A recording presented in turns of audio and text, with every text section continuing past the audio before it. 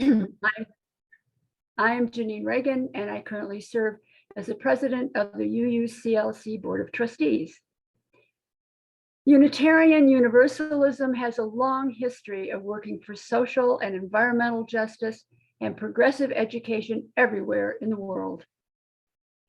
It is the tradition within a UU service or meeting to light a chalice. The chalice is the logo of the Unitarian Universalist Association, of which our congregation is a member. We are proud of its source in World War II, when Unitarians were active in helping Eastern Europeans who were fleeing Hitler and Nazism to escape to safety. It has become a universal symbol for Unitarian Universalists' commitment to truth and social justice.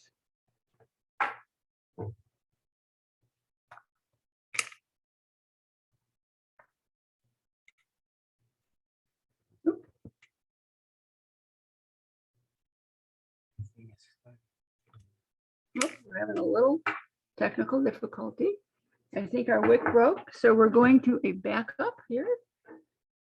We will light our chalice. There we go. There we go. Modern technology. May the words that we are about to hear take root in our hearts, that we may be inspired to speak and act in ways that make for a beloved community and for the healing of our divided nation. I want to turn over our meeting tonight to Val Rosado, a member of our UU Tech team, who will tell you a little bit about how to use Zoom and also our plan for questions and answers as we get into the presentation. Val?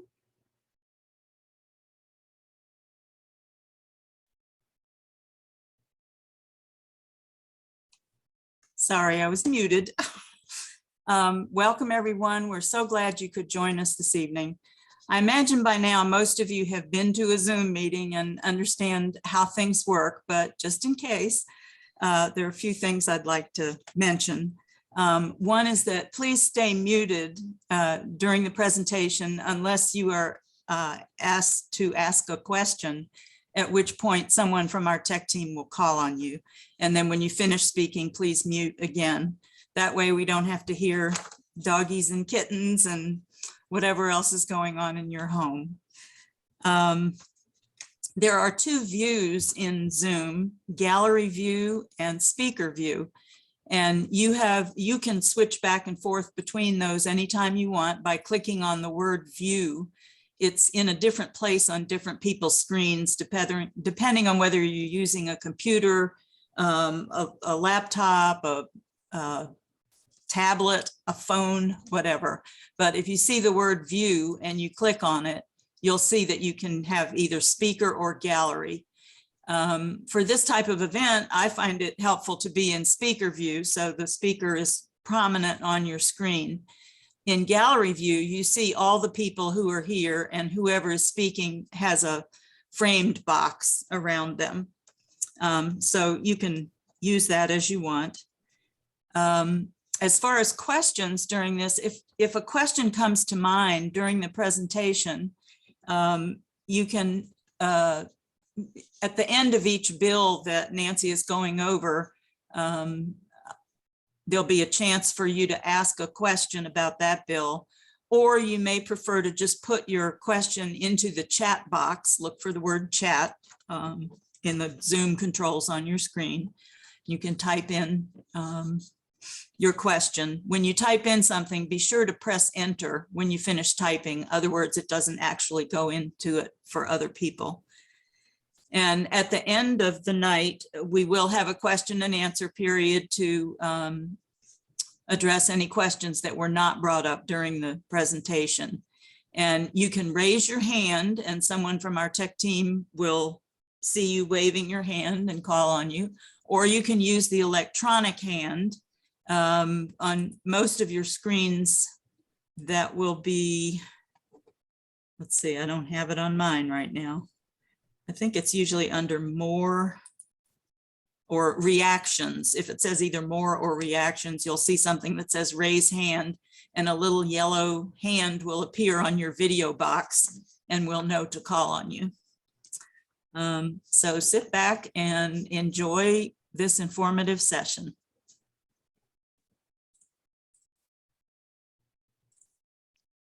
Thanks, Val. And now I would like to introduce Kristen Mark Hughes, a member of our congregation, who will serve as your moderator tonight. Kristen? Thank you, Janine. Appreciate it. Our forum tonight is produced by our Social Justice and Environmental Committee, with lots of help from our tech team and from the Unitarian Universalist Justice Florida. UU Justice Florida is a statewide justice ministry to promote justice, equity, and compassion in public policy. It focuses on a limited number of core issues each year to educate, organize, and advocate for policies that are consistent with and supportive of Unitarian Universalist values. It's identified about 20 bills this year that are of concern and urges UU members and others to support some of them and to oppose others. If you're unfamiliar with Unitarian Universalism, you may wonder, what are our values? We call them principles, and here they are. The first principle, number one, is that we believe in the inherent worth and dignity of every person. The second principle is justice, equity, and compassion in human relations. The third principle is acceptance of one another and encouragement to spiritual growth in our congregations. The fourth principle is a free and responsible search for truth and meaning. The fifth, the right of conscience and the use of the democratic process within our congregations and in society at large.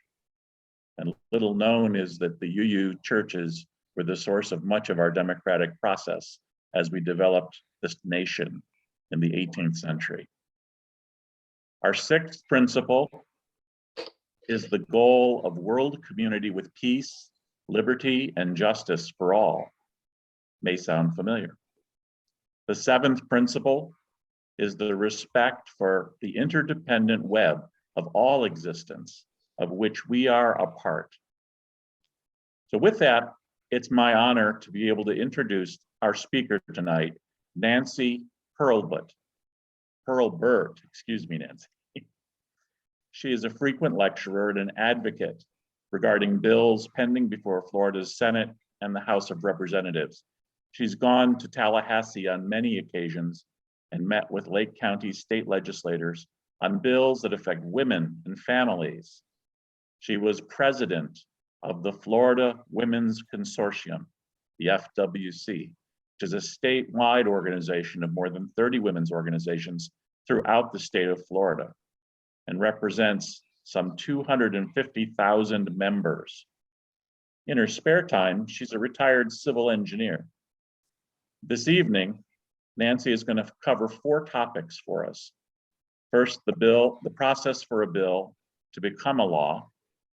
Second, the bills that UU, that's Unitarian Universalist Justice Florida, wants to support. 3, the bills that UU Justice Florida wants us to oppose. And 4th, the tips on advocating for or against a bill. And with that, again, it's my privilege and honor to turn this presentation over to Nancy Hurlbert. Thank you so much, Kristen, and thank you for inviting me this evening to present bills that are before the Florida legislature at this time. Share screen, all right, I have a problem here moving down on my, I'm going to stop sharing for a second and start again. And start my slideshow. And from the beginning.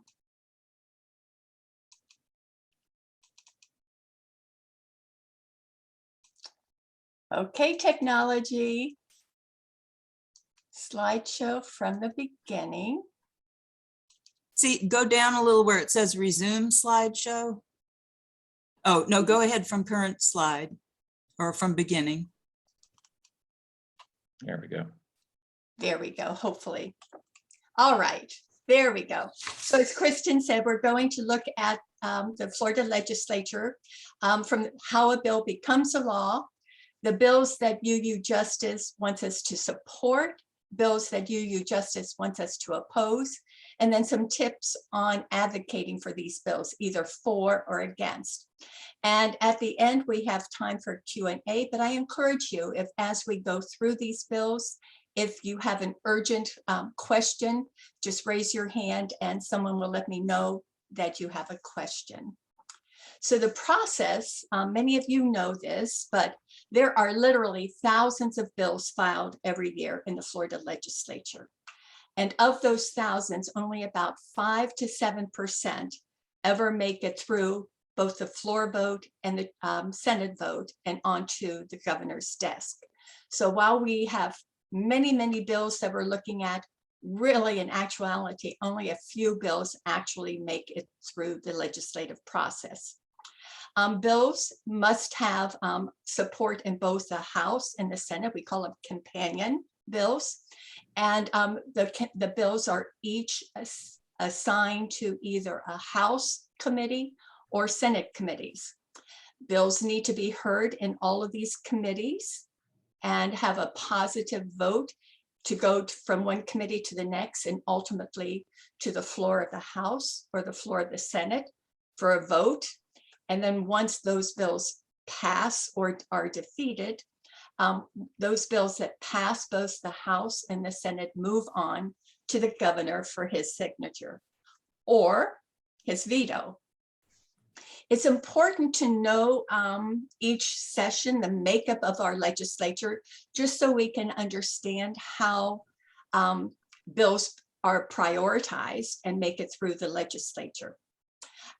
This Florida Senate has typically 40 senators. This year it's comprised of 24 Republicans and 15 Democrats. We're missing one senator because one of the Democratic senators resigned to run for Alcee Hastings' congressional seat from South Florida. Likewise, in the Florida House, we typically have 120 representatives. This year we have 78 Republicans, 41 Democrats, and again, one of the Democratic representatives resigned to run for that congressional seat in South Florida. So we are missing one senator and one representative.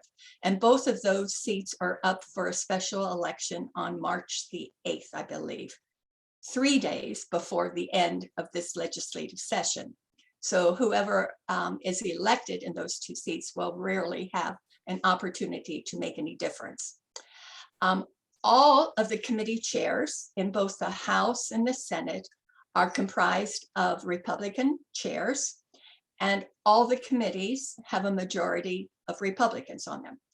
Because Republicans are the majority, they have the majority say in everything that moves forward. So as we proceed this evening, we will be looking at bills. An asterisk behind the bill number will indicate the number of committees it has been assigned to either in the House or the Senate. And as you know, the Speaker assigns bills in the House to committees, and the President of the Senate assigns bills to the Senate committees. There are two committees that are typically somewhat of a rubber stamp. So even though bills are assigned to the Rules Committee and to Appropriations, those are typically rubber stamps. Rules just addresses making sure that all the parliamentary procedure has been followed in the process of that bill being heard. And Appropriations is if a bill has an impact financially on the budget that money has been set aside. And then also, as we work through these bills, you'll see sponsors. If it's a sponsor, a Republican sponsor, it'll be in red. And if it's a Democratic sponsor, it'll be in green. So the elephant in the room this legislative session is redistricting.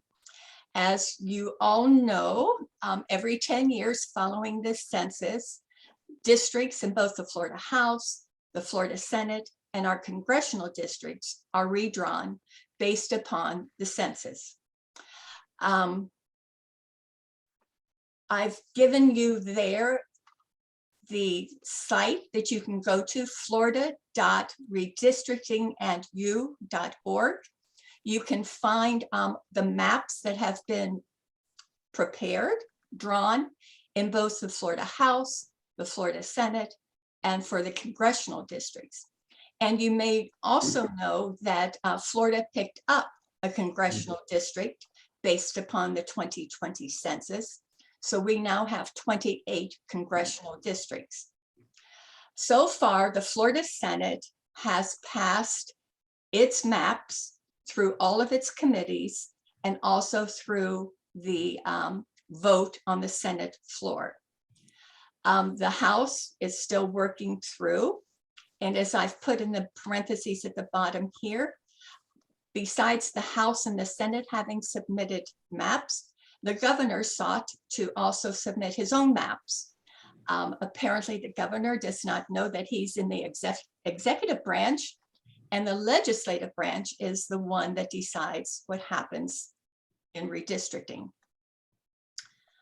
So right now, the Senate maps, which have been approved with the Senate vote from the floor, look pretty good. If you recall, a couple of years, maybe 4 years ago, we passed Fair District Amendment that required when districts are drawn that they're compact, that they do not split up cities, do not split up counties, try to really follow some logic. They do not favor, or not supposed to favor, the incumbent either representative or senator, or even any party. So they're fair districts. So when the Senate passed its map for the Senate districts, it passed recently on January the 20th with a 31-4 vote, with 4 Democrats voting no. And they voted no essentially on the basis that they did not feel that the Hispanic minority was represented in the maps. But it still passed 31-4. Now, what's interesting with this Senate map is that Lake County now will have just one Florida Senate district. Today, we have the 2 represented by Senator Baxley and Senator Stargell. So the 2 of them are going to have to compete for the one district that is making its way through the Florida Senate. Also from the Senate, they prepared their congressional district map. It too passed on a 34-3, so really good bipartisan support. And some of the same 3 senators opposed this map based upon minority representation. And Lake County on the congressional map from the Senate keeps the 3 congressional districts that we have today. Now, looking at the House maps, they are not in accord with fair districting. There's a lot of what we call packing and cracking that the Florida House is doing. And what we mean by packing and cracking, when you crack a district and divide it up into multiple districts. For example, Tallahassee in Leon County used to be one Florida House district. The Florida House now has decided to split that into 3 different districts, and that dilutes the impact that Tallahassee would have. Also in Gainesville, we have what we refer to as packed that district. So they essentially have put, and I'm going to be a little partisan, put all the Democrats in this one district, whereas before it had a fair equal of Democrats and Republicans. And then around the surrounding area of this metro area, it's more leaning now to a Republican control. But from the House maps, we still, in Lake County, are 3 House districts, 31, 32, and 33. So that's generally what's going on, the big picture. And until a lot of the district maps are approved in that, we like candidates do not know what the district boundaries are. They don't know what particular districts they'll be running in. So there's a lot of chaos right now for candidates on being able to file and run in different districts. So let's talk about a few of the bills that UU Justice wants us to support. This first bill is by Representative Thompson and Senator Taddeo. It's House Bill 27, Senate Bill 1504. And it extends Medicaid eligibility for people with disabilities. I've always thought, that people with disabilities had access to Medicaid, but talking with Representative Thompson, they do not. So this just simply extends Medicaid availability to people with disabilities. You see there, as I mentioned earlier, it's been assigned to 3 House committees and 3 Senate committees. And I like to say that any bill that is assigned to 3 or 4 committees has a very difficult chance of making it through the 8-week legislative session to be able to be heard, discussed, and move from the House to the Senate and then onto the floors of each of the chamber. So when you see bills assigned to 3 or 4, chances are it's going to be difficult. So that's where our lobbying efforts come into being. So this bill has a slight opportunity to move forward. Right now, it has not been assigned or agended in any of the committees and therefore not heard in any of the committees. House Bill 69, assigned to just 2 House committees, and 584 in the Senate to 3. And this is an agreement among the states to elect the president by national popular vote.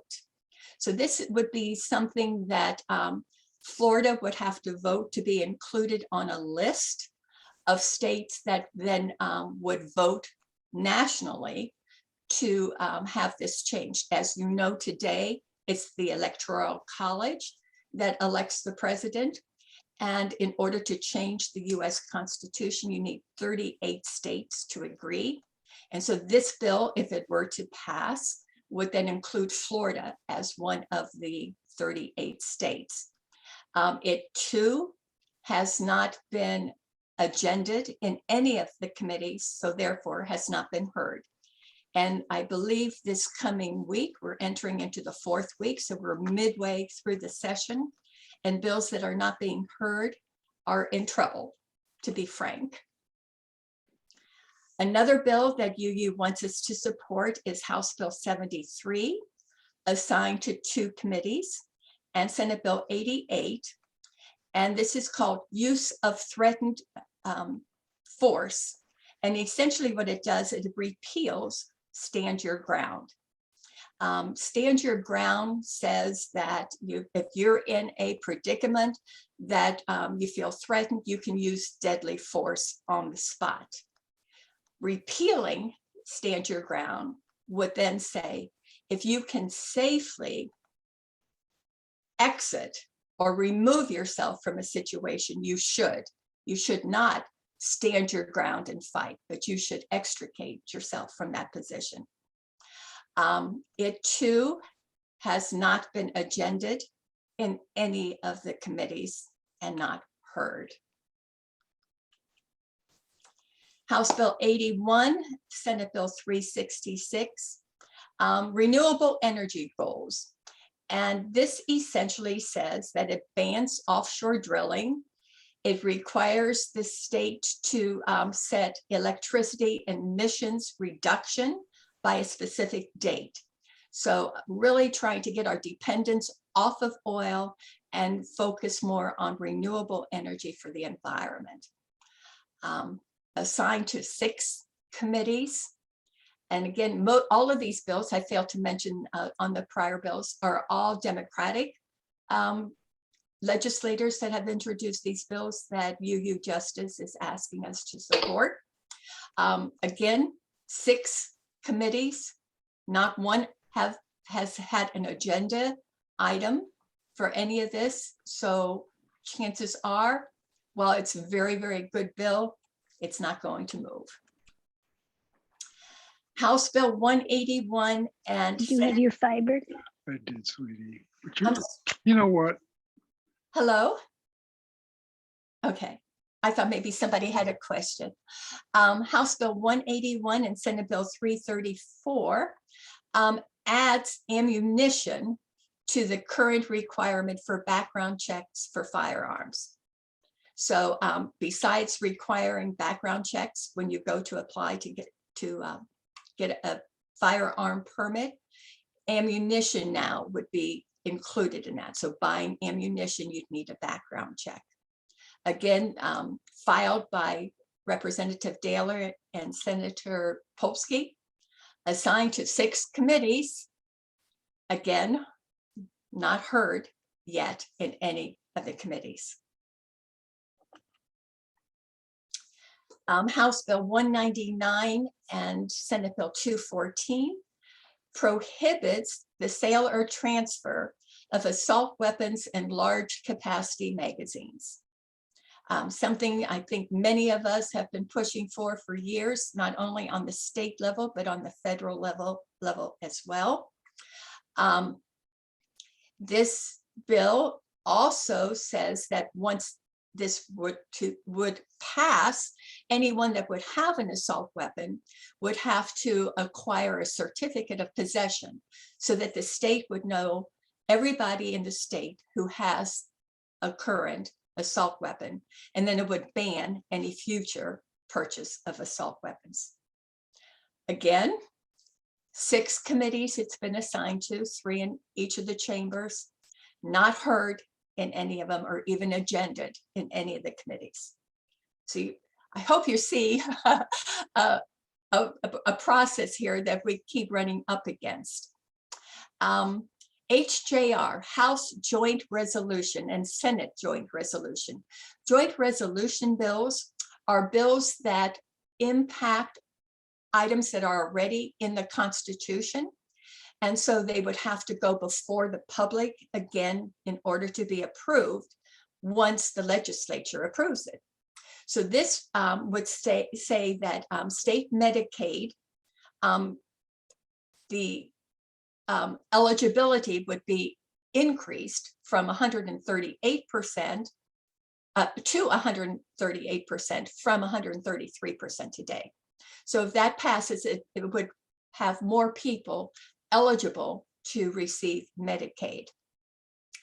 If this were to pass the 5 committees it's been assigned to, and then also pass the House floor vote, the full House vote, and the full Senate vote, then it would not go to the governor because it's a joint resolution. It would go directly to the ballot in November so that we, the voters of Florida, would have an opportunity to vote this up or down.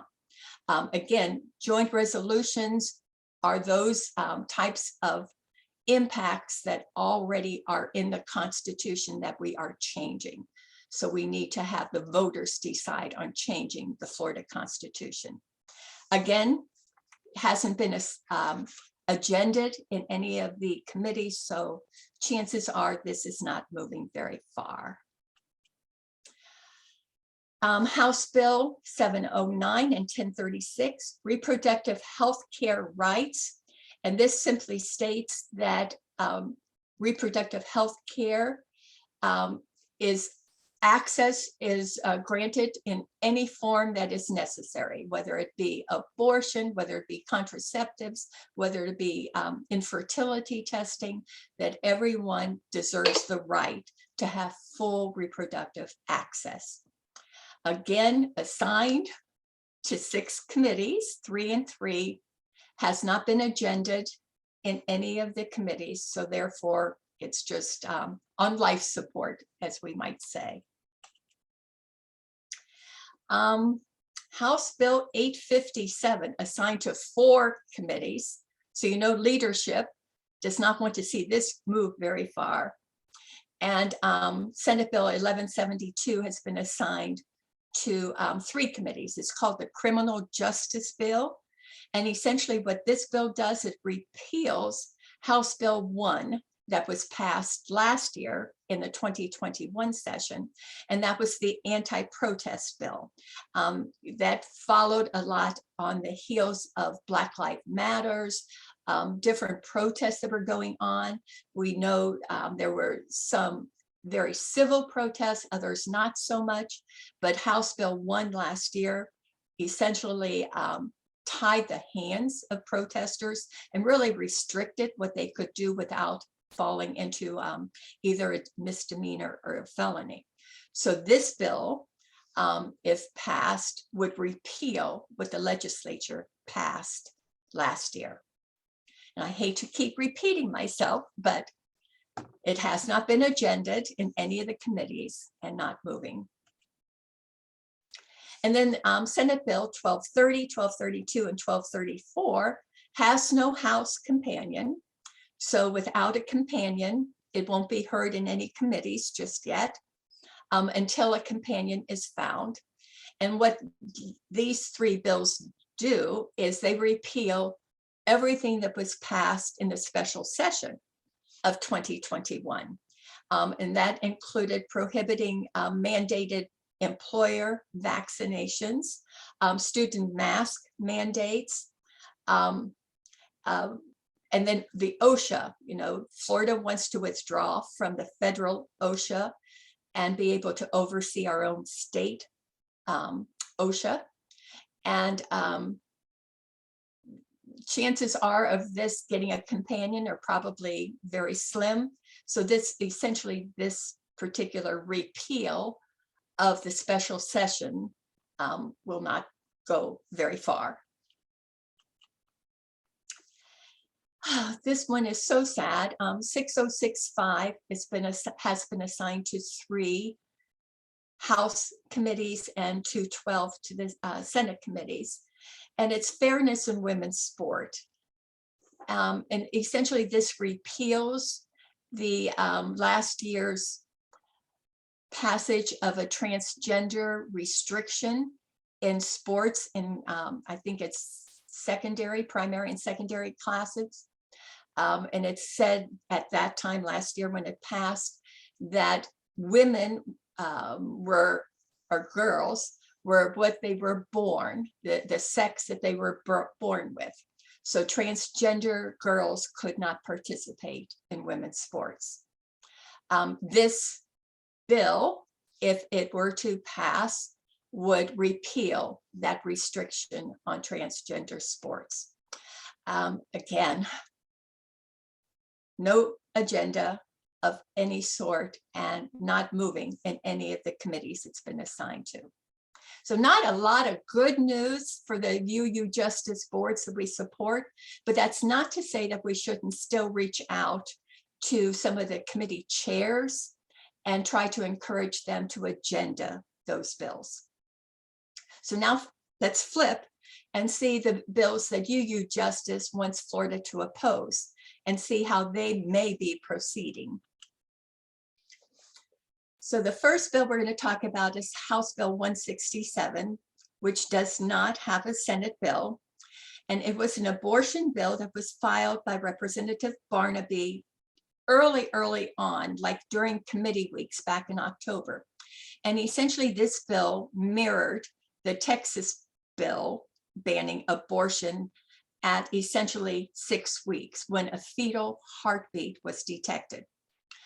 That, as I said, does not have a Senate companion, but it didn't take long for the senators and the representatives to file a new bill, House Bill 5 and Senate Bill 145, the fetal and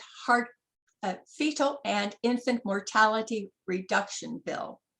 And essentially this bill says that abortion is banned at 16 weeks 15 or 16, maybe it's 15 weeks. And it essentially parallels what is being reviewed by the US Supreme Court from, is it either Alabama or Louisiana. So Florida wanted to make sure that they had a mirror bill, that if the US Supreme Court decides that abortion is illegal after 15 weeks, then Florida falls right in after that. Maybe Mississippi. Mississippi, thank you. I knew it was one of those southern states. Thank you. This bill was filed, I believe it was like January the 11th. And you see it was assigned to 3 House committees. It's already been heard in 2 of them and passed along party lines. And it's been assigned to 2 committees in the Senate, one being Appropriations, which, as I mentioned early on in this presentation, is like a rubber stamp. So it looks like this bill is going to be moving quickly, and that it still has 4 weeks to move. Another joint resolution bill. This requires greater public support for constitutional amendments. So as you might remember, we've had several constitutional amendments over the last several decades. We had classroom size amendment. We've had fair districts amendment. Last year we had minimum wage amendments. All of those passed through the legislature or by citizen initiative. We get almost 1 million petitions signed to get it onto the ballot. So this, if it were to pass, would say that any of those amendments that are on the ballot would have to pass by almost a 67% voter approval. Right now, it's 60%. I don't know of any amendments that have passed recently that have passed by a 67. Some of them just squeak by the 60%, some get to 62, 63, but to get it to 67 would be a really high bar for us to be able to get past. And this is because we have been successful, the public, have been successful in getting things that matter to us on the ballot that the legislature wouldn't address. So if this passes, it'll be a higher bar for us to pass things that matter to us. It has been assigned to only 2 committees in the House and 3 committees, rules being one, in the Senate. So we'll see how this moves along, but you can see by the few number of committees that it is a favored leadership bill. House Bill 211 does not have a Senate companion yet, in that it doesn't have a companion. It has not been heard in any of the committees.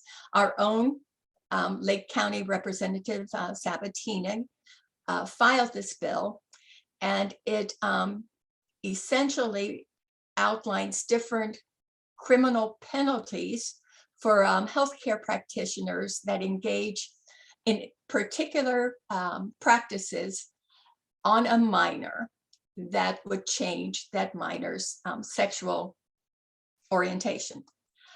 For instance, it would prohibit, and these are for minors, so if a parent agrees, it's okay, but if a minor is seeking these things, it would not be allowed.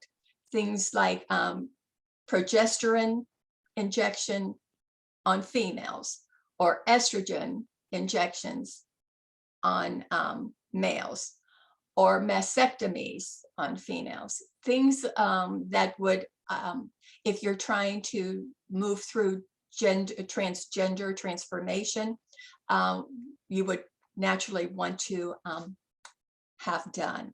So again, let's hope that this does not get a Senate companion and this bill dies.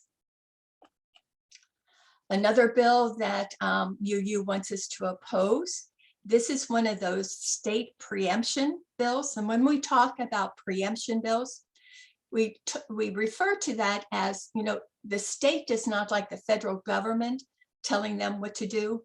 And likewise, local municipalities and counties don't like the state telling them what they can do in their local jurisdiction. This particular bill would allow business owners to sue counties and municipalities for passing ordinances that would cause them a financial loss. And when you say, well, what kind of things would that perhaps entail? Well, some very progressive cities have outlawed or have banned plastic straws. Well, a business could come and say, or even a national business could say, that's impacting my business profits, and so I'm going to sue this particular city. We've heard in the news recently about puppy mills.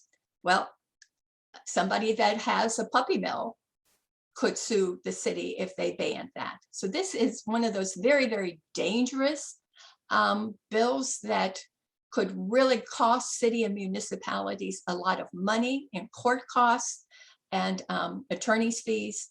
Very, very dangerous bill. As you see, though, it's moving. It passed one of the committees in the House. It's passed all of the committees, 3 committees in the Senate.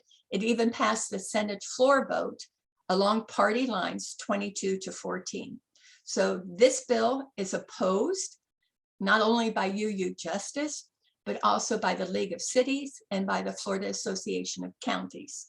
So you would think that municipalities and county commissioners would have some sway with the legislators. So we'll see if this moves to being passed. Very, very dangerous bill.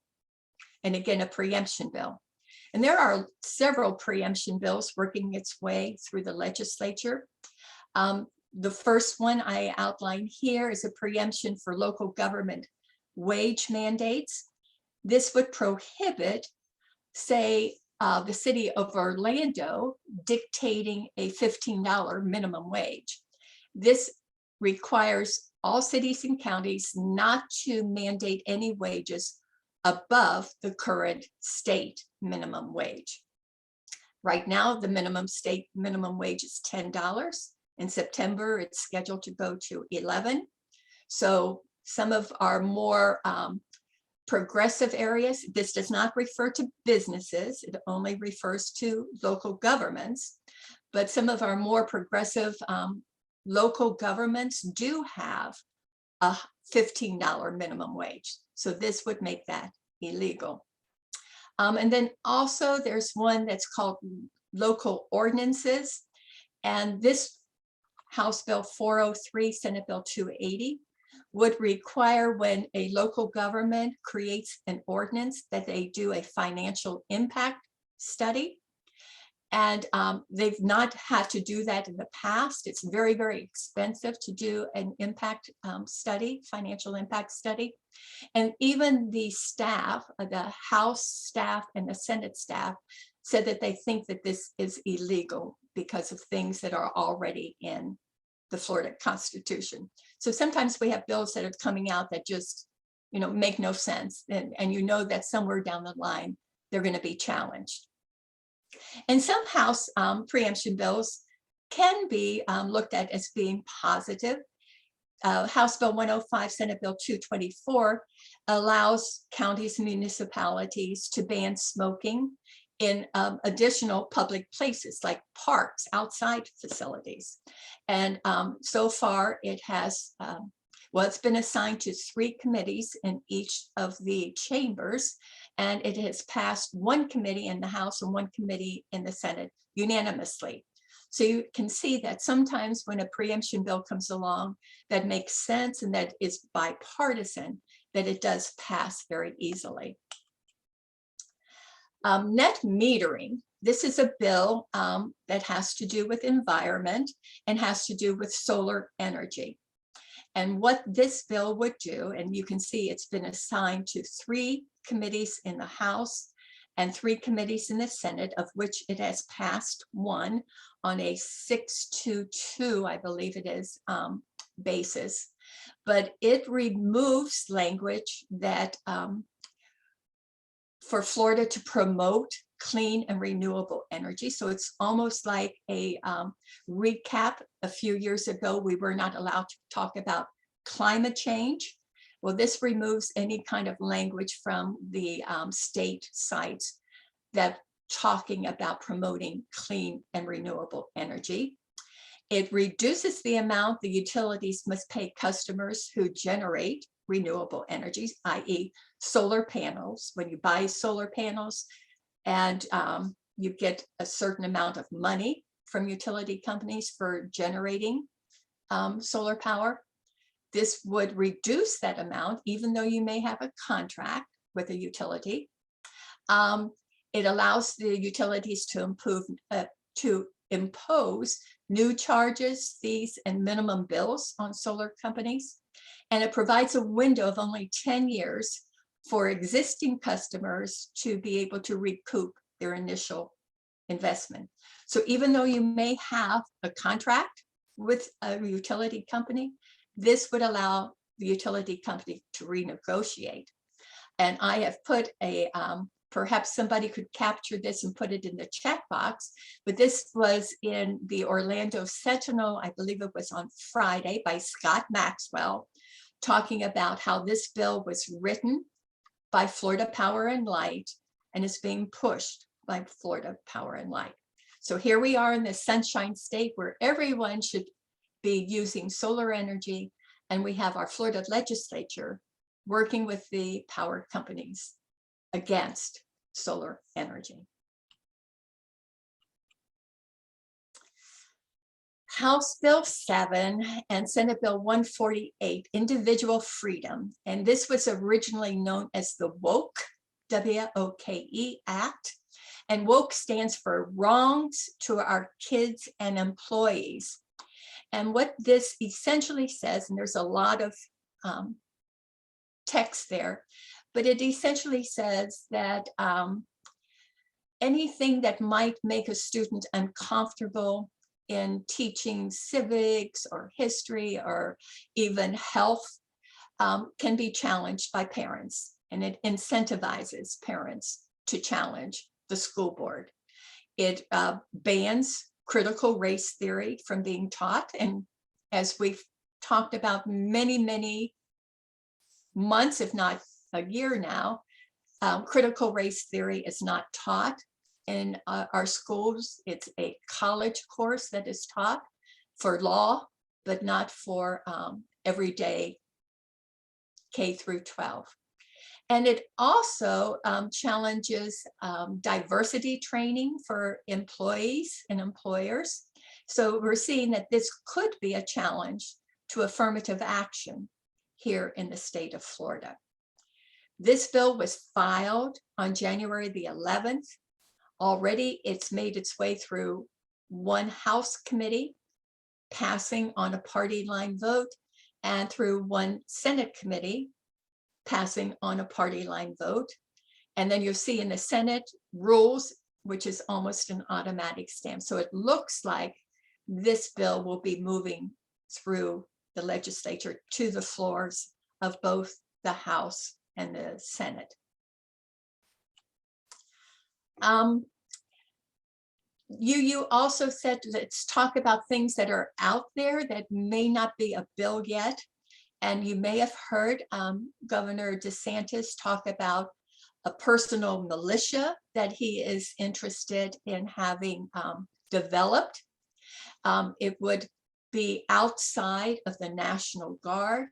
It would be approximately 200 people that would respond to events that the governor sees as an emergency. Again, outside of the National Guard, and it would not have to be respectful of any federal government restrictions. The governor has $3.5 million in his budget for this personal militia that would recruit train, and equip these civilian militia. So those are the bills.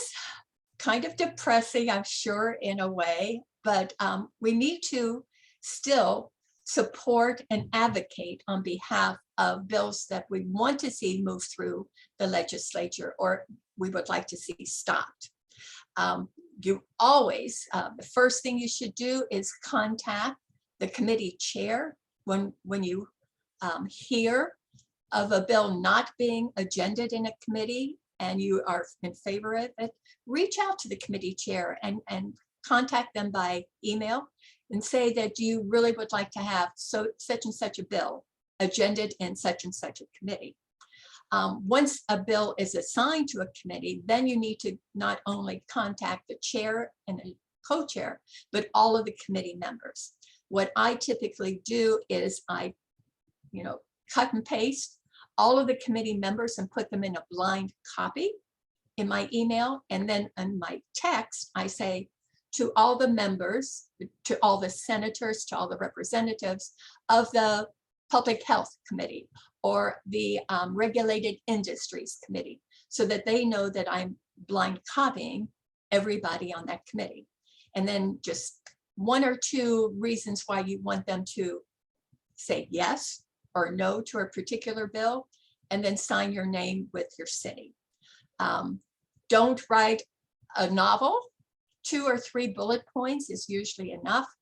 And Justice has a website that it sends out action alerts, and I believe Kristen will talk to that at the end here, but it's really important that every one of us responds to alerts when we hear alerts come about.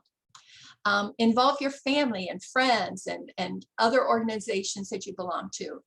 If something's really, really passionate to you, then I'm sure it's passionate to others. So involve family, friends, and others. And once a bill passes, that doesn't necessarily mean it's over. Last year, I believe the governor vetoed several bills. So you can reach out to the governor and urge him to either veto a bill or to sign it into law. Most bills go into effect July the 1st of the year that we're in, or some bills have a specific date that they become effective, but urge the governor to sign or veto bills. If the governor does not sign a bill, it automatically becomes law, so he doesn't have to sign it. Oftentimes you'll see the governor sign a bill that he wants to have a press opportunity to talk about. And then when we have our House joint and Senate joint resolution bills, those bills that go directly to the ballot in November, that's even more important to encourage your family, friends, and other organizations to get on board. Typically, once it makes it to the ballot, then we need to get the entire state electorate involved and educated on what these bills will do, these amendments will do. If there are flyers that you can do, if there's emails you can send out, if there's robocalls, anything to make sure that these bills, these amendments that are on the ballots, that you either support or oppose, that you make sure that you do a concerted effort to contact every single person you know and make sure that they know how you feel and why you feel this way. And most importantly, getting out the vote. These bills are dependent upon a 60% thumbs up in order to pass. If it doesn't make the 60%, then it fails. And some of these we want to fail. So we want to make sure that we have that 60% vote. So at this time, I believe that ends my presentation, and I would entertain any questions or my mouth is dry. Let me step in here a minute, Nancy, while you get a drink. And I'm noticing from the chat room that there are a couple of questions that we could maybe jump to right off the bat so that we can get answers to things. Let me get back to where I was. The first question that popped up was just a general inquiry as to, could you say a little bit more about the Florida Women's Consortium? Who are they and what do they do and how do they work? Okay, yeah, the Florida's Women's Consortium, unfortunately, right now is defunct. But at the time when it was at its height, it was in the 90s and the 2000s. And it was comprised of organizations like Florida Now, the NAACP, the Florida League of Women Voters. It was a very bipartisan group that essentially tried to come together and work on issues that affected women in business, or women that were at stay at home, anything disabled women. But unfortunately, the consortium is no longer in existence. Is there any effort underway to try to reestablish it? No, I don't believe there is, unfortunately. We all have our own focus. Now goes in one direction, and because of IRS rules for 501c3, that's what I'm trying to look at. I know several of the organizations were 501c3s and they couldn't become very active in Politically, right. so a lot of them have sort of like pulled back and not become advocates unless it was on issues. Okay, same challenge that churches in general have. Absolutely. Yeah. Absolutely. Jumping to another topic, does House Bill 569, Senate Bill 620 specify specific ordinances such as plastic straws or puppy mills, or is it a general bill that's being left to interpretation by others? The latter. It's Okay. a general bill. Those examples I gave were just, for sometimes you think about ordinances being land development and things of that sort. But this bill is so broad that it could be interpreted then to prohibit a municipality from banning plastic straws or those things. The bill does not speak to specifics. It's just very general. And that's the danger, that it can be interpreted and expanded upon so broadly. I'm coming from a land use background in local government, and the bill currently appears to be written so broadly that it could impact any action by local government. And in fact, could make all of our local land use laws, as weak as they are, challengeable, because every action by the government always impacts business and Absolutely. has an effect on profitability. So it's creates a lot of challenges whether local government could even exist in many areas. And that's exactly why the Florida Association of Counties and the League of Cities have opposed it, because of that. Well, that's a good start. Yes. Can you describe a little bit about private causes of action? What constitutes a private cause of action? Okay. A private right to action is the question.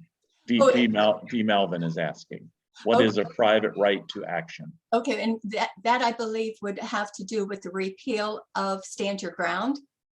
Okay. So again, right now, the way Stand Your Ground law is here in Florida, that you do not have to retreat, even if it would be the best thing you could do. And you could do that without any harm to yourself, that you could just say, okay, that's it, turn around and leave. A private cause of action would be that essentially that you hurt my feelings, I have a gun. Well, it's probably a lot more than you hurt my feelings, but a private cause is that something that personally has affected you, and that you, instead of turning around and walking away, you decide to make a line in the sand and stand there, and that's your cause of action. You can go ahead and proceed. Thank you. Jumping again to another topic. Is there anywhere we can get a list of the relevant committee chairs and their members? Something that you could actually share with us, either through the church, the chat, or other way? Sure, sure. I can send you the link in that, but there's a website that has both the Florida House and the Florida Senate. You click on either one of those, and it will list all the Senate committees, all the House committees, everybody that is the chair of all these committees. It's very, very easy to navigate through and find out. I also have a spreadsheet that I've been using this year that lists all the committee chairs and all that I can share with you. I can give that through Jane. Okay, so thank you. That'll work, Nancy. Let me just say generally that folks can sign up for the Unitarian Universalist Justice Florida mailing list, which will get you lots of information about all these topics that we've been talking about. And that's in the chat box right now on this call. If you want to take a look at the chat, you'll see that Val Rosado posted the link, which is uujusticefl.org. And then there's a subcategory /take action, which will get you to the website. So again, it's uujusticefl.org. That'll get you to the main site there. And I assume that they would give you the committee emails and all that right then. When they're calling an action, typically they'll give you the people to contact, and that's so that you don't have to look it up. Specifically, right. Another question that came in on chat, the net metering bill is of particular interest to our church, UUCLC, because of our recently installed solar farm. What are the chances that this bill will pass, and given the approval by only one of 6 committees at this point in time? Yeah, it's something we need to really watch.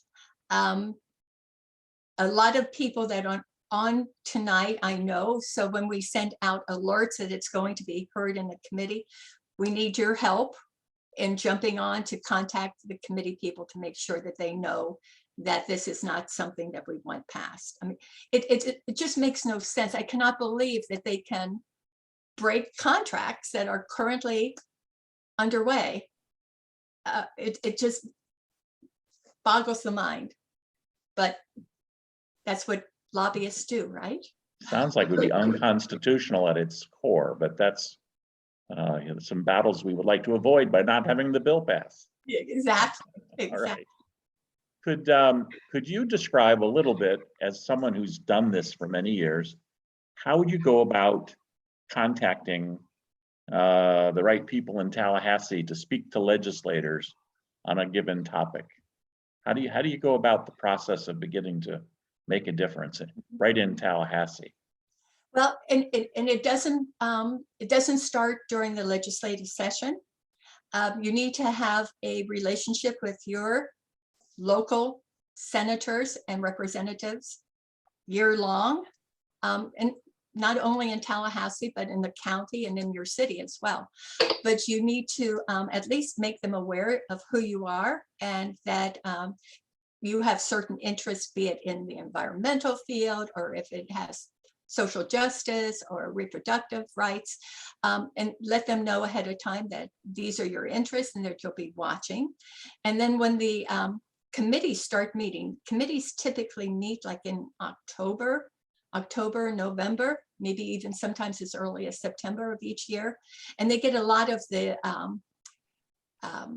bills that have a financial impact, bills that don't necessarily have to have full committees in that. My point being, you need to be talking to your representatives during early committee weeks.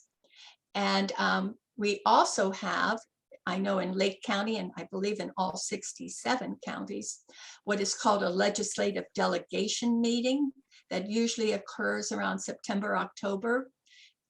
It's noticed in the paper, but it's an opportunity for you to meet with your representatives locally in a forum, and people can let them know what they would like to see passed, what they've heard they don't like, and things of that sort. So an early intervention is often good. And then during session, I mean, there's nothing more impactful than to travel to Tallahassee and actually attend these committee meetings and speak out. I also say that your voice is as important as one other voice, so it's important. Emails are tracked, phone calls are tracked. So if you oppose a bill or you support a bill, call or email the representatives. They have to track, they have to count every single call or email that comes in and be able to give an accounting of those that are supported or opposed. So I often say, call on the weekends. You're not going to get anybody, but you can leave a message and that will be tallied. So email on the weekends. You'll get probably a response that say, you know, I'm not in the office, but whatever you send to Tallahassee is public record. And that becomes a mark either for or against. So your voice is more important than, or just as important as a senator sitting next to his fellow senator. Thank you very much. I also wanted to follow up on that a little bit. At your local city, village, town, and county levels, the weekly or bi-weekly meetings of those legislative bodies are always open to the public. And I've noticed, sitting on the governmental side of the world for 40 years, that some of the most effective strategies that have worked, that have come across my screen, have been when individuals showed up for the public comment period at the local county or the local town board public meeting that happens regularly. And some folks did that by just showing up every month and commenting every month on a singular topic. Exactly. And demonstrating real understanding of the topic and tenacity and willingness to pursue a topic that gets perceived by the local elected official probably with more impact than a single vote on a tally sheet, but both matter. Absolutely. So, you know, depending on how much you're willing to get up off your TV, Heine, and go talk to people, you can make a real difference by becoming a person that matters right in their face. So anyway. Kristen, I think we had a perfect example of exactly what you're saying here in Lake County over the last few years when we opposed the import of a Confederate statue. And it took the repeated people going before the county commission meeting week after week after week for months. And finally, they withdrew that importation. So it does it makes a difference if you speak out and you're persistent. You also find that when you are present to the issues you care about, like-minded people find you, and you tend to gather in larger and larger groups until it really becomes quite a loud voice. Absolutely. And makes a difference. Sometimes it actually makes a voice to where one of you volunteers to run for office and kick the darn guys out of where they shouldn't be. Absolutely. You can make something really happen. Yep. Name recognition. Yes. Another question from Jill Greenberg. It appears that the so-called woke bill is sponsored in each house by Latino legislators. Is that correct? And is there outreach going on in the Latino community concerning the woke bill?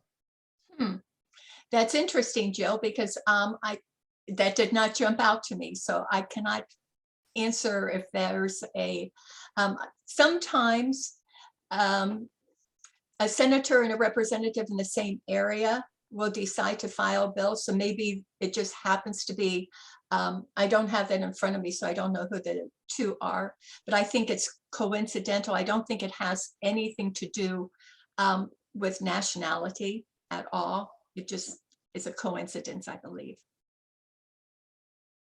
Peggy has a real general question that I think many of us are feeling.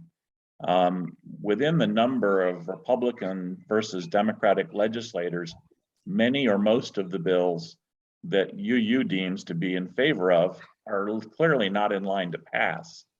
It's very discouraging. Are the numbers of Democrats increasing or decreasing in the legislature? and what's being done about the imbalance of power in the state government right now. I'm adding that last piece myself. Well, without being partisan, it is very imbalanced, but I always have hope because I remember when the pendulum was on the other side Mhm. in the late 90s, I believe it was. And I think eventually the pendulum does come back. In 2020, every single Senate seat and House seat was challenged by a Democrat. So it's not like people are not stepping up to try to balance the scales. But oftentimes, as we talked about redistricting, it is a district is just drawn such that there are more of one party in one district than another. And I can honestly say when Democrats were in control, redistricting was not fair at that time either. It's just party in power has the right to draw those districts, and unless they can be challenged in court, that's the hand we're dealt with. And we just need to keep trying to find better and better candidates to run for office that represent our values so that we can put them in place. And you know, it's one of those things we can say, oh, so-and-so should run for office, but those people need support. They need financial support. They need people knocking doors for them. They need people telephoning for them. Probably the hardest job is to be a candidate and to run for office because it's all time consuming. It's very, very expensive here in Florida to run for office. I mean, even on a municipal level and that, it's ridiculous. So when you find a candidate that is willing to step forward with them and give them money. If you can't give them money, give them your time and make sure that they feel that you have their back. It's a hard, hard job to run for office. Thank you. I'm noticing that a few people are dropping off. Doug Walker has had to leave us. He had his hand up. I don't know, Val Brazato, do you know what his question was? No, I don't know what it was. Okay. Let's keep going down the list here. As we go, if anyone has something they'd like to comment on or any question, please feel free to shake your hand and we'll see you in the gallery. Somebody will see you in the gallery. There are a number of us who are spotting for that. So I did want to say that there were a couple other things. Let's see, hold on. As I'm changing my view, I'm moving around here too. Henry had his hand up. Henry has his hand. Go ahead, Henry. Yeah, I put a comment in the chat about this, but it's just a comment about the right of action. I think someone raised a question about what's a private right of action earlier on, and you answered in terms of stand your ground, I believe. And you mentioned it in one other slide, and I think it's the one where the Woke Act, Stop the Woke Act, gives parents a right of action to sue the school district if they defy that law and conduct critical race theory. So that if that's where the question came from, what's a private right of action? That would be the parents' right of action in that case, the school board. Ordinarily, they wouldn't have that without the law in that particular case, I believe is how I would explain that. So Very good. I'll make that comment. Yeah, the Woke Act is a very dangerous bill because it just like the Texas abortion bill where it incentivizes individuals to sue. Boy, and one person's idea of what is wrong. I mean, does that mean that some of our classic books could be challenged and brought out of the school libraries? Does it mean that slavery cannot be taught, or the details of 400 years of slavery cannot be taught. I mean, one person's idea of what is uncomfortable and another's could vary widely. And I just see this as a slippery slope to go down totally. One of the most powerful experiences I had in 5th grade was when my teacher assigned the class randomly in 2 groups. One was the North and the other was the South. We then had to research the Civil War and debate the side that we had been assigned to see who would win. It went on for 2 weeks, and it was absolutely an amazing experience for an 11-year-old. And one of the most powerful history lessons that I had in elementary school. So I didn't wait for college for critical race theory. It was amazing. One of the interesting points of that is the only Black child in our class was a good friend of mine. He was assigned to the South to defend slavery and had to debate that as a Black man who is the son of a Tuskegee airman in real life. And that opened a lot of eyes. Absolutely. Anyway, the kids are out in force on history lessons, talking about how stupid those laws are, and hopefully they will be heard. Yes, definitely. Um, Usually it's not the kids, it's the parents. yeah, those are the problems, yeah. Steve Hurst has notified everybody in the chat that there's going to be a solar rally in Tallahassee on February 8th that's sponsored by the Florida Solar United Neighbors opposing the net meter bill. Gotcha. So if you're interested in getting together with a lot of pro-solar people around that legislation, there's going to be a rally in Tallahassee on the 8th of February. Just because it's in Tallahassee on February the 8th doesn't mean a group of you can't get together and rally outside of Senator Baxley's office or Senator Stargill's office, to bring local protests to that bill. And we have a great backdrop at the Unitarian Church. And if anybody wants to have the press come out and see a group of 100 people talking about the bill in front of a solar array, we could probably arrange that. And that's a nice segue to, do we all give tours of our new solar farm? Absolutely, we could do that. Is there anybody on the line who wants to talk about solar from our church? I know Barbara Morrow is not on tonight. She's a person to contact for our group and others. I think Christina Wilkins would also be involved in that. So to contact someone about tours for our solar farm, let's see. Why don't you, Ed and Linda Oaksford, you're the one who asked the question. If you'd like to have more information about that, why don't you drop your, who do we give it to? Val, could you catch their email or contact information? Yes. We'll put that as a chat to Valerie Rosado today.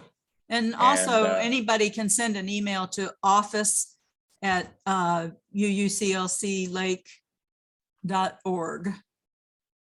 No, it's not. No, I gave it wrong. Say that one more time, the correct way. Kristen, this is Barbara Hill. And Yes, Barb. We have a conference, well, not really a conference. It's like a celebration for our solar panel coming into use on March 26th at 2:00. And there will be various speakers there who were closely involved with the implementation of our solar unit. So That's a great idea. Anybody who would like a tour, yeah, come and to we'll that have event. a little celebration with cookies, I understand from Bernie. He's going to be the cookie monster on that day. we'll see if he can bake them in a solar oven for us. Yeah. All right, so you all heard March 26th, 2 p.m. at the Unitarian Church in Eustis. And you will know by then because the legislative session ends on the 11th of March. So Oh you'll know my. by then whether you'll have a good contract or no contract. Oh dear. Well, we'll sue them if we don't have a good contract. All right. I'm saying, what if my legislators are liberal and on board with you? How do you go about contacting other legislators that are so conservative? How do you reach out to people that are generally not on your side? You know, they're in the driver's seat now, and you still have to talk to them. You still have to make those appointments. And I always suggest making an appointment ahead of time, either when they're home here, or if they're in Tallahassee and you're willing to drive that 3.5 hours up to Tallahassee, make an appointment ahead of time. And if you can't, for some reason, meet with the legislator, their aides are always available to meet with. I have never had an aide turn me down. And quite frankly, the aides often know more than the legislator Yeah. because we have so many bills that they have to be aware of. If you can get the ear of one of the legislator's aides, that's the best way to get to the legislator. And just lay out your case. That's all you can do. Chances are you're not going to persuade them, but sometimes it's just one point that from one direction that they may not have thought of that may give them pause. And that's all you need is to give them pause. This is a great segue into another question. Karen Woolhouse asks us, gee, well, we've already been talking about discussions about emails and letters to committee members, representatives, staffers, on aides. And she tags onto that, what other ways are there to impact whether a bill gets passed? For example, rallies, sit-ins, town offices, demonstrations in front of representatives' offices. And do you think these things are worthwhile? I do think they're worthwhile. I think anytime you have demonstrations, of course, be careful of House Bill 1, you know, and the anti-protest bill. You don't want to find yourself on the wrong side of the law on that particular one. But as long as it's a peaceful demonstration, I know there were some of us that protested outside of Senator Baxley's office. Jane, what was that on? I forget what that we were protesting when we were in Baxley's office about this time last year. The voter suppression bill. Voter suppression. Yeah. Yep, the voter suppression bill. And that's a bill, again, talking about other organizations that support. Every single one of the supervisors of elections last year opposed the voter suppression laws, and yet it passed. So, and what protest and demonstrations do is, especially if you invite the press, let them know that you're doing it. It gives you press coverage. If you can get it in the paper, on TV or whatever. Again, legislators don't like to have negative press.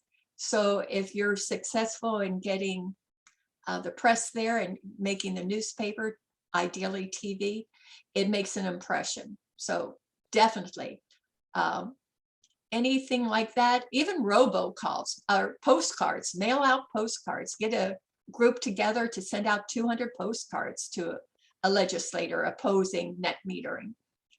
If they get stacks of postcards, that'll get their attention. And every single postcard, every single text, every single phone call, email is a mark on one side of the scale versus the other side of the scale. Thank you very much. Nancy, I just want to do one more plug for UU Justice Florida. You want to get on their mailing list and sign up for alerts. They are very, very helpful and make it very easy to send messages to the state legislators. So they have a process and they can help pile those things up on the right side of the ledger, whatever it is you believe in. And again, that's uujusticefl.org. That should get you there. And I know you've all gone to your gallery already, your chat room already, and you've looked at that list, and you've seen that link, and you've copied it onto your contact list. So good luck with making all that work for yourself. I want to make one more round around the gallery. We've gone through our entire chat list of questions. And I wanted to know if anyone had any questions that remain that we could ask of our speaker. And I'm going to ask again for help from our folks. I'm looking, Diana Reed, who has been listening attentively all night, excuse me, Diana. Want to go ahead and ask your question? I have put 2 questions in the chat box, which you have not read. Oh, well, go ahead and say them. But the first one is, when you call a representative or senator and say you're doing it on the weekend, do you need to identify yourself like by name? Do you have to say I'm a constituent in your district? Or can you just say I'm calling to tell you what really counts? Does it make a difference how specific you are in identifying yourself? Yes and no. I always identify myself. I say Nancy Hurlbert, Leesburg, Florida. Oftentimes they'll say, well, if you're not a constituent, I really, you don't vote for me, or I don't need your vote in order to be reelected. However, if you're calling somebody that's on a committee, it's immaterial whether you're a constituent or not, because they're representing the state of Florida in that case, not a district. And so therefore you do want to say, my name is Nancy Hurlbert and I live in Leesburg, Florida. Again, depending upon whether you're calling a committee person or if you're just calling your legislator, if you're calling a list of legislators to let them know you oppose net metering. Well, somebody in Orlando that doesn't need my vote could care less sometimes what I care about. So it really depends, Diana, whether you're calling on a specific issue or if you're calling a committee to oppose or support a particular bill. What I'm wondering is, for instance, if you decide to be active and call a whole bunch of people, not necessarily on the committee, but legislators who are outside your district, would it be better to just leave your name and say not say where you're from if you are not part of their district? You could be a little bit sly about it, and you could say, I'm a resident of Central Florida or the I-4 corridor area, and that opens up a whole bunch of counties. But you do need to say something about where you're from. I think it gives them a clue that you know them. I often will not call somebody in the Panhandle unless that particular person is on a committee that I know that I need to express a vote. But just to call a legislator in the Panhandle or in Miami, just to let them know that I oppose a particular bill that they may or may not be on a committee that has any jurisdiction. I know here in Lake County, we don't have a lot of liberal representatives, but they still need to know who we are, and we still need to let them know. And the best way to communicate with them is when the session is not in session, and talk to them ahead of time and let them know certain things that you want them to address when the committees start meeting in the fall and the next year's legislative session. I was wondering if they count calls from people who don't identify themselves by location. Absolutely. Every call has to be counted. Okay. If you're calling for an issue that has to do with a committee hearing or something like that. Yeah. So you could be a robocaller. Well, I don't know that you want to do a robocall to. No, I don't mean it being automatic. I mean, if you wanted to really be active in calling, you could call a lot of people, and every call would have to count regardless of whether you identified yourself as being in or not in their district or not. I'm a voter here in Florida. Okay. That's good enough. I'm a voter here in Florida. And the other thing that I wanted to ask was what occurred to me with this woke act. Couldn't it be used by blacks against how whites make them uncomfortable? I mean, to me, it would work both ways. I mean, it seems to me that blacks have been made uncomfortable so much more than whites. Do they realize what they're doing here? It's like, You're asking me to decide whether the legislator. no, I mean, it seems that's one of the first things that occurred to me is, you know, couldn't blacks object to and sue for a teacher making them feel uncomfortable, they feel that that somebody in the school is racist or something? Yep, very, very possibly.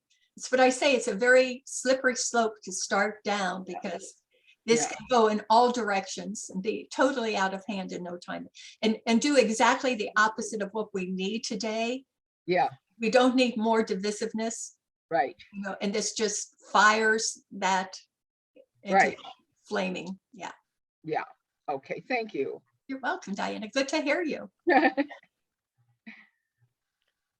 All to right, hear thank you. you. Thank you all. We're beginning to have a few folks saying thank you and signing off for the excellent program, Nancy. Looking around the room, I'm not seeing a lot more hands up. We could get into. How do you put your hand down? Pardon me? How do you How put do it you down? put your hand down? Okay. Go into participants, find your name and click on it. It's a toggle switch. When you click on it again, it'll go away. I put it down for you, Diana. Or you can Thank ask you, Val because to I do did it. click on it and it didn't go away. So. We do have questions from Jill Greenberg concerning critical race theories, wanting to know what it is and what it isn't. I've been listening to news all week, and those debates are raging. I'm not sure we want to get into that full discussion tonight. That's a whole another night. It is, and I appreciate the interest, and the bill that's out is worth paying attention to. And as Diana was beginning to say, creative minds may find ways to use that bill in all directions, which the folks who authored it may not find it as attractive as they may think it is for themselves. That's what Jill is saying too. That's how I read her message. Right. Yes, can you hear me? This is Jill. Yes. Oh, please jump in. Okay, we do know what CRT is, and it is not what's being promulgated. And so my question really was, can we not help to clarify what it actually is? Because I have to say, even your example was not CRT when you said about your class with the Civil War. Oh, right, it's That's not. CRT, but you gave it as an example, and it was a great example, but it wasn't CRT. And that's where I think people are very confused about what is actually included in CRT. And the other part of it is that it's, from what I've heard, and I thought Nancy you might be able to clarify, that this bill is also not wanting to have diversity training or cultural inclusion and equity work, both either for staff or with students. And so it seems much broader in terms of what they're really saying. And at least what I understand, that's why I'm asking Nancy. And then the second part of my question was, well, first was, can't we help clarify it? Because I think it's very clear. Secondly, if it does get passed, just as Diana just said a few minutes ago, my other question was, if it passed, which as Nancy said is a slippery slope, then we should just flood them with all our complaints. It doesn't need to be a Black person to complain about racism or a gay person to complain about homophobia or whatever. I mean, we could flood them with tons of complaints and make it absolutely impossible to enforce. So that would just be a strategy, should it happen to pass. But I think that's something that reasonably could occur if something so unreasonable was passed. Very true, Jill. And I concur that diversity training and cultural training, things of those sort, that's the part of the employer, employees. Yes. And I mentioned that it could be an attack on affirmative action. You know, many of us have benefited from minority bill, WBE and MBEs, and that getting contracts and being employed and getting extra opportunity. And with this particular bill, perhaps even affirmative action to colleges and things of that sort could be challenged. Yes. So it's very, very dangerous.